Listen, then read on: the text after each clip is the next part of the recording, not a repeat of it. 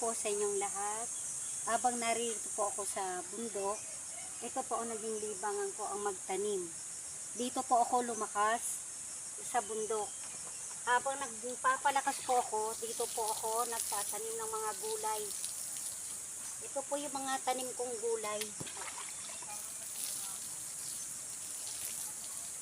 Ito po, kangkong po ito, kangkong at saka labanos.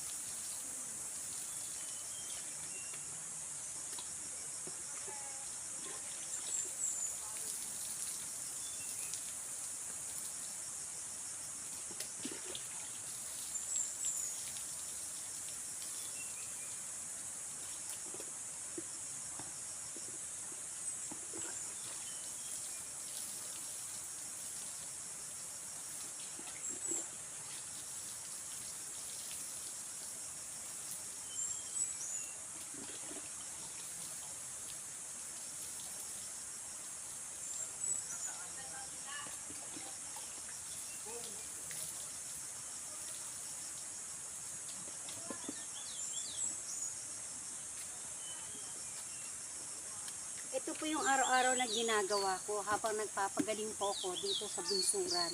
Dito po sa aming bundok. Na-diagnose po ako na stage 4 cancer. Pero nilabanan ko po, hindi ako nagpa-chemo. Ginawa ko po ito.